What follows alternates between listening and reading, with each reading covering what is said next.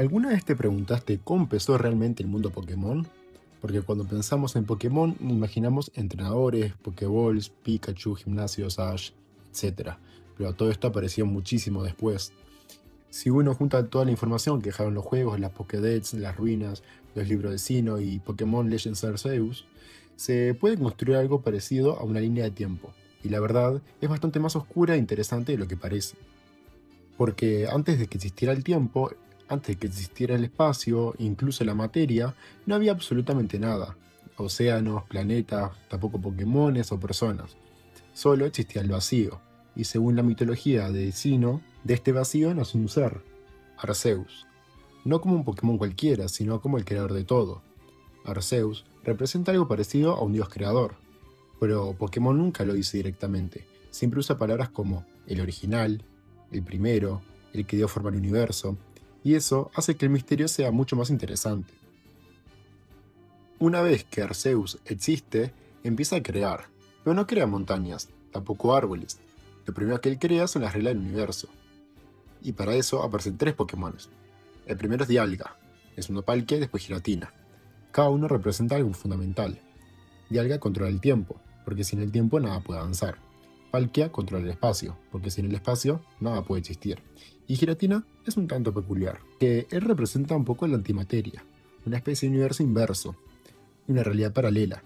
Y no es el villano, porque simplemente representa el equilibrio. Pero por su enorme violencia hizo que Arceus lo desterrara al mundo de distorsión, un lugar donde las leyes físicas directamente no funcionan. Y bueno, hasta este momento el universo ya existe, pero sigue siendo un lugar vacío. Entonces ahí aparecen tres Pokémon nuevos, Uzi, Mesprit y Azelf, los guardianes del lago. Cada uno entrega algo distinto. Uzi el conocimiento, Mesprit las emociones y Azelf la voluntad. En otras palabras, ellos hacen posible que exista la inteligencia, que los seres puedan decidir, sentir, aprender, y sin ellos la vida existiría, pero sería completamente distinta a como la conocemos y como vemos en Pokémon. Y luego sí, viene la materia. Empiezan a aparecer los elementos, las montañas, los mares, los minerales, la energía, y acá entra otro grupo, Regigigas. Según la Pokédex, arrastró continentes enteros usando cuerdas. Sí, continentes. Es una de esas descripciones típicas exageradas de Pokémon, pero sirve para entender la idea. Regigigas representa la formación del planeta, después crear los otros Regis, así sean Regice, Regirock, Registeel. Después aparecerían dos más, Regieleki y Regidrago. Luego, una vez que el mundo ya tenía tiempo, espacio, mares, montañas y continentes, la vida empezó a aparecer. Y acá Pokémon hace algo interesante. Nunca nos dice cuál fue el primer Pokémon común. No existe un Adán de los Pokémones. Simplemente la naturaleza comenzó a expandirse. Los bosques empiezan a cubrir el planeta, los océanos se llenan de vida, nacen desiertos, montañas, cuevas, volcanes, etc. Y cada ambiente empiezan a surgir especies completamente distintas. Pero, a pesar de todo esto, hay un Pokémon que muchos consideran el ancestro de todos, Mew. ¿Y por qué? Porque según la Pokédex, Mew contiene el ADN de prácticamente todos los Pokémon. Esto explicaría por qué puede aprender casi cualquier movimiento, y por qué los científicos como los del Proyecto Mew lograron crear un Mewtwo, usando su material genético. No significa que Mew haya creado la vida, pero sí que podría representar el origen biológico de casi todas las especies. Es como el tronco del enorme árbol evolutivo del mundo Pokémon. Luego vemos que el clima va tomando forma, porque ahora el planeta ya tenía vida, pero todavía era un lugar muy salvaje. Las tormentas, los rayos, los huracanes, las estaciones, todo eso estaba en equilibrio, y ahí aparecen otros legendarios. Tornadus, Tundurus, Landurus y mucho tiempo después, Enamorus. Tornadus controla los vientos. Thundurus domina los rayos. Landorus representa la fertilidad de la tierra, las cosechas y la abundancia. Y por eso, dentro del propio lore se dice que cuando Landorus aparece las tierras vuelven a florecer. Mientras que Enamorus representa la llegada de la primavera, la renovación, la unión entre la naturaleza y la vida. Ellos no crean el planeta, lo mantienen funcionando nomás. Mientras tanto, todo esto en otra parte del planeta, otros tres Pokémon empiezan a moldear la naturaleza: Groudon, Kyogre y Rayquaza. Kyogre expande los océanos, Groudon hace crecer los continentes, pero ninguno acepta compartir el mundo con el otro, y cuando su pelea amenaza destruirlo todo, aparece Rayquaza, descendiendo desde la capa de ozono. No pelea para dominar, pelea para restaurar el equilibrio, y eso es justamente lo que representa el equilibrio entre el cielo, el mar y la tierra. Hablando del cielo, aparecen los guardianes del cielo. Con el planeta ya formado todavía faltaba algo, el equilibrio de los ecosistemas. Y ahí aparecen los tres Pokémones más famosos de la historia, Articuno, Zapdos y Moltres, el hielo, la electricidad y el fuego. Las tres aves legendarias representan las grandes fuerzas de la naturaleza.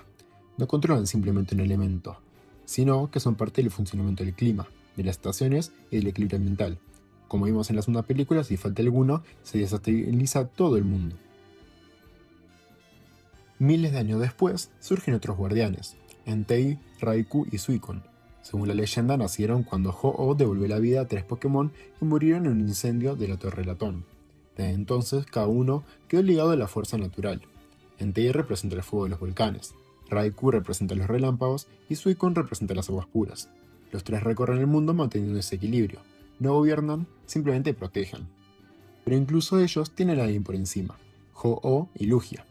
Ho-Oh representa la esperanza, la resurrección, el renacimiento y es el Pokémon capaz de devolver la vida. Mientras tanto Lugia, aunque muchos lo relacionan únicamente con el océano, en realidad representa el equilibrio de los males y las tormentas. Su poder es tan grande que un simple movimiento de sus alas puede provocar tormentas capaces de durar 40 días. Por eso permanece escondido, porque incluso él sabe que su poder podría destruir el mundo. Mientras tanto, la naturaleza sigue y sigue creciendo. Ahí aparece Shaymin, uno de los Pokémon más tranquilos, pero también es uno de los más importantes. Shaymin purifica el aire, hace florecer campos enteros, transforma tierras secas en praderas y representa la gratitud, la renovación y la capacidad que tiene la naturaleza de volver a empezar. También existen Pokémon cuyo papel no es crear, sino conectar. Latias y Latios son clave para esto. Ellos recorren el planeta observando a los humanos, protegen ciudades, viajan enormes distancias y representan el vínculo entre Pokémon legendarios y el resto del mundo. No son dioses, pero sí guardianes silenciosos. Muchísimo tiempo después, otra región amplía todavía más la cosmología de Pokémon. Aparecen Solgaleo y Lunala, además de Necrozma. Solgaleo representa el sol, Lunala representa la luna, y Necrozma la luz misma. No la luz del día, sino la energía que alimenta la vida, la que mantiene el equilibrio entre dimensiones, y con ellos, Pokémon deja claro que el universo es muchísimo más grande que un solo planeta. Y si existe la vida, también existe la muerte. Por eso existen Xerneas, Yveltal y Zygarde. Xerneas representa la energía vital. Cuando duerme, se transforma en un árbol gigantesco. Yveltal representa el final del ciclo. Cuando su vida termina, absorbe la energía de todos los seres vivos cercanos antes de volver a convertirse en capullo. Y entre ambos aparece Zygarde, el guardián del equilibrio.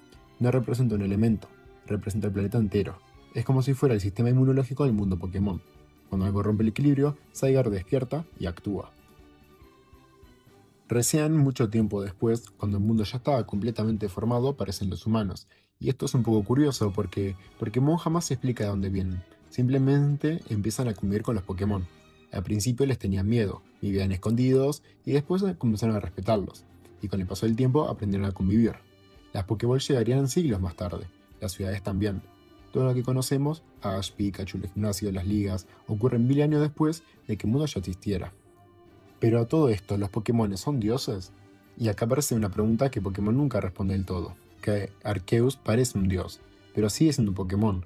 Dialga controla el tiempo, Palkia controla el espacio, Cernea la vida, inventa la muerte, y así. Entonces, ¿son realmente dioses? ¿O simplemente son seres tan antiguos, tan poderosos, que los humanos terminaron construyendo sus propias leyendas alrededor de ellos? La saga nunca responde la pregunta, y probablemente ese misterio sea una de las razones por las cuales el universo Pokémon sigue fascinando a millones de personas. Para continuar con la expansión del mundo, tenemos que la naturaleza sigue creciendo, y ahí aparecen dos Pokémon muy especiales, Shaymin y Celebi. Shaymin representa la gratitud, tiene la capacidad de purificar el aire contaminado, hacer florecer campos enteros como todos ya lo que vimos. Pero después tenemos a Celebi, que cumple otro papel, igual de importante. Es conocido como el abuelo de los bosques, el protector de los árboles y también como el guardián del tiempo. Puede viajar entre distintas épocas y, según las leyendas, mientras Celebi siga existiendo, los bosques nunca desaparecerán por completo. Uno representa el renacimiento de la naturaleza y el otro su memoria. Pero si los bosques tienen guardianes, los mares también. Ahí aparece Manaphy, conocido como el príncipe de los mares. A diferencia de Kyogre, que representa la inmensidad del océano, Manaphy simboliza la vida que existe dentro de él.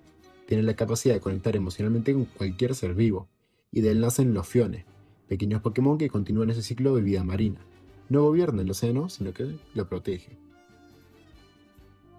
Pero no todo el equilibrio del mundo depende de la naturaleza, también existe equilibrio de las personas, y ahí aparecen dos Pokémones muy distintos, Cresselia y Darkrai. Durante mucho tiempo se creyó que Darkrai era un Pokémon malvado, pero en realidad su presencia provoca pesadillas sin que él lo desee, es parte de su propia naturaleza. Mientras tanto, Cresselia representa los buenos sueños, la calma y la paz. Cuando ambos existen, el mundo mantiene un equilibrio incluso mientras dormimos. Pokémon vuelve a repetir la misma idea, no hay luz sin oscuridad, tranquilidad sin el miedo. Y lo más interesante de toda esta historia es que prácticamente nadie la conoce. Cuando uno juega Pokémon de chico cree que el objetivo es conseguir medallas, pero mientras tanto en los juegos se esconden libros, ruinas, bibliotecas, templos, diarios, etcétera, que cuentan pedacito a pedacito cómo nació todo. No te lo ponen delante de la cara, tenés que buscarlo vos mismo, y por eso la historia del universo Pokémon termina siendo muchísimo más grande de lo que parece.